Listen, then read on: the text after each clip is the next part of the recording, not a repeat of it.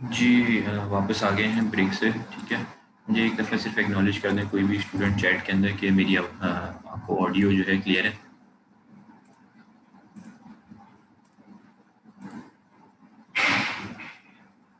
ठीक है, ठीक है।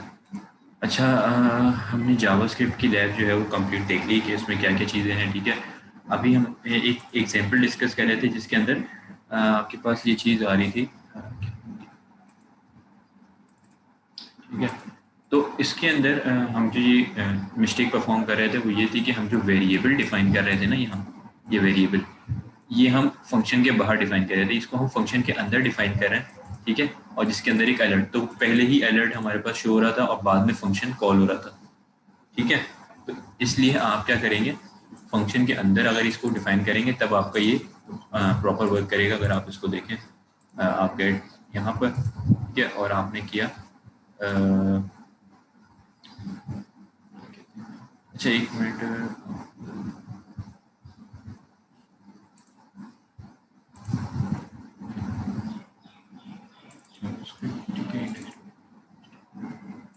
अब ये देखिए यहाँ पर क्या लिखा गया, डोंट प्रेस है, क्योंकि हमने यहाँ पर एक बटन क्रिएट किया है जिसके अंदर वैल्यू है डोंट प्रेस है। उसमें ऑन क्लिक हमारे पास क्या चीज़ परफॉर्म हो रही है, माई फंक्शन। माई फंक्शन में एक वेरिएबल है, वेरिएबल के अंदर क्या है, अलर्ट, वार्निंग और रिटर्न हो रहा है। ठीक है, अच्छा अब आप यहाँ पर क्या करेंगे, इसको सेव करके आपने रन किया, यहाँ डोंट प्रेस पे जैसे ही क्लिक करेंगे तो यहाँ एक वार्निंग का एक पॉपअप आ गया आपके पास। आपने कहा ओके, फिर डोंट प्रेस या वार्निंग। ठीक है, जब जब इसको क्लिक करेंगे यानी इसके ऑन क्लिक आपने ये चीज़ परफॉर्म करवा दी। ठीक है, तो जो स्टूडेंट अगर लेट भी ज्वाइन हुए हैं या लेट आए हैं तो वो जो है फिर आज की वीडियो देखें। अगर वीडियो नहीं देखेंगे तो अभी आगे हम जो भी चीज़ देख रहे हैं वो आपको समझ नहीं आएगी। ठीक है, तो आप लोग आज की लैब की वीडियो को लाजमी देख लीजिएगा जो भी अपलोड होगी। अच्छा, अब हम आते हैं आपकी ये लास्ट लैब पे, जे क्यूरी की।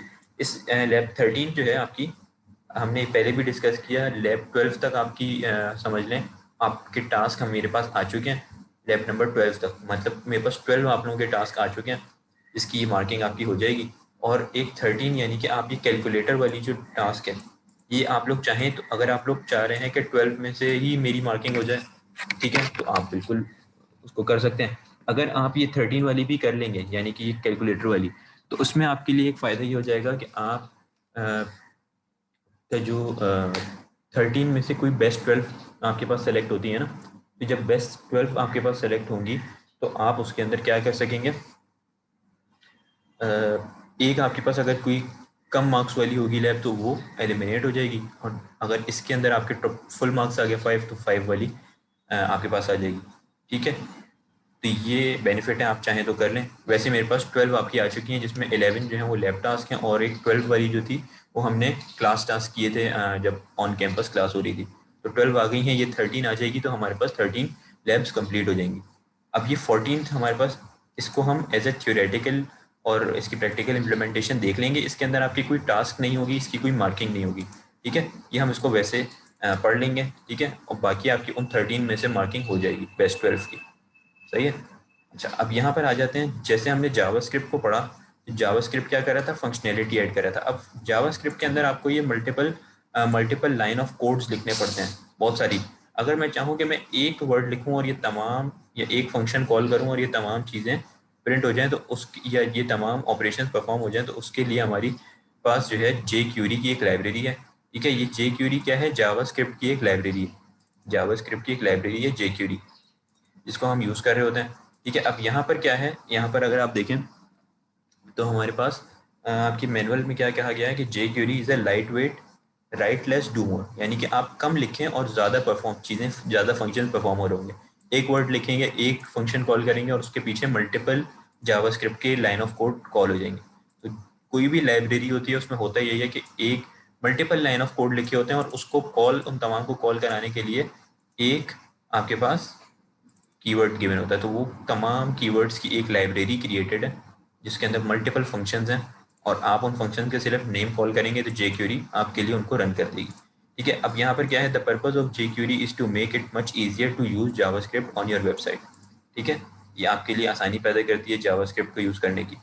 ठीक है, और jQuery takes a lot of common task that require many line of JavaScript code to accomplish and wrap them into methods that you can call with a single line of code. अच्छा अभी 11:10 हो रहे हैं, 11:40 तक हमारा lab timing होता है, तो अभी आधा घंटा है, हम इसको देख लेंगे, और अगर 5-10 मिनट्स ऊपर हुआ तो हम इसको मसला नहीं है। ठीक है, अब यहाँ पर ये चीज़ हो गई। अब ये सर क्या है जी? सर ये मेरी अटेंडेंस लग जाएगी, मैंने अभी ज्वाइन किया सर, मैं ठीक है, लाइट। आप जो है ना अपना नेम और अपने जो हुई वो है आईडी चैट के अंदर लिख दीजिएगा। Thank you. jQuery also simplifies a lot of complicated things from JavaScript like Ajax। Ajax जो है आपके पास एक कॉन्सेप्ट है, एक अलग आगे आप लोग किसी कोर्स में वेब इंजीनियरिंग पढ़ेंगे या एडवांस वेब इंजीनियरिंग पढ़ेंगे तो वहाँ आप लोग Ajax और डॉम के कॉन्सेप्ट को पढ़ेंगे। Ajax जो है वो बेसिकली एसिंक्रोनस जावास्क्रिप्ट होती है। मतलब आपके पास क्या कर रही होती है, अगर आपके पास फेसबुक आप यूज़ करते हैं तो वहाँ पर न्यूज़ फीड के अंदर कोई वीडियो भी चल रही है, आपका चैट बॉक्स है, चैट बॉक्स में चैट भी हो रही है, मल्टीपल फंक्शंस जो है वो एक साथ काम कर रहे होते हैं, तो उसको हम एजेक्स कहते हैं, यानी कि एसिंक्रोनस जावास्क्रिप्ट। तो ये तमाम इस तरीके के थोड़े से कॉम्प्लेक्स प्रोग्राम्स को भी यूज़ करने के लिए jQuery आपकी मदद कर रही होती है। ठीक है, the jQuery library contains the following feature, यानी कि jQuery की जो लाइब्रेरी है हमारे पास कंप्लीट, उसमें कौन कौन से फीचर्स हैं? HTML की डॉम मैनिपुलेशन, ठीक है, CSS अप्लाई हो जाती है ऑटोमेटिक, HTML के इवेंट्स यानी कि HTML के फंक्शंस, ठीक है, इफेक्ट्स एंड एनिमेशंस, एजेक्स जो अभी हमने डिस्कस किया, यूटिलिटीज़ मल्टीपल, तो ये तमाम लाइब्रेरी जो है इसकी, ये तमाम फीचर्स इसके कैरी करती है। अब इसको डाउनलोड करने का क्या तरीका है? सिंपल, आप jQuery की वेबसाइट, इसको आपको डाउनलोड करना पड़ता है लाजमी।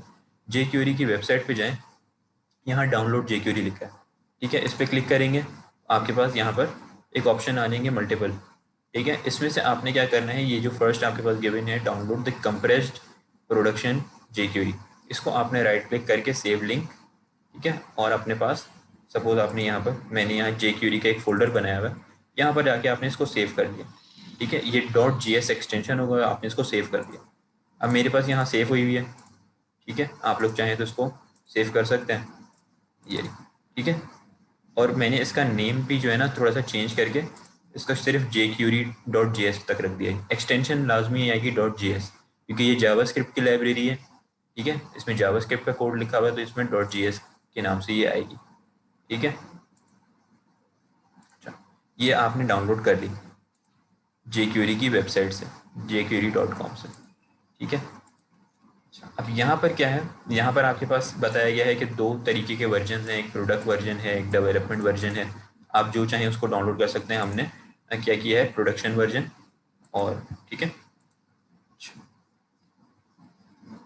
अच्छा, अब यहाँ पर आपको बताया गया है कि आपको jQuery को अगर अपनी HTML के पेज पे इंसर्ट करवाना हो तो आप किस तरह कराते हैं, हेडर के अंदर, हेडर के अंदर स्क्रिप्ट का टैग यूज़ करते हैं। जैसे मैंने आपको बताया था, अगर जावास्क्रिप्ट आपने एक्सटर्नल यूज़ करनी है तो आप क्या करेंगे, हेड में स्क्रिप्ट का टैग यूज़ करेंगे और यहाँ पर सोर्स में java.js की फ़ाइल दे देंगे। यही क्योंकि ये JS यानी जावास्क्रिप्ट की लाइब्रेरी है, तो आप इसमें इसी तरह करेंगे, हेड के अंदर स्क्रिप्ट का टैग देंगे, सोर्स में अपनी फाइल का नेम। यहाँ पर मैं आ जाता हूँ, ये मेरा jQuery का फोल्डर है, इसको बंद कर देता हूँ। यहाँ मैंने एक न्यू .html क्रिएट किया हुआ है। ठीक है, अब मैं यहाँ क्या करूँगा,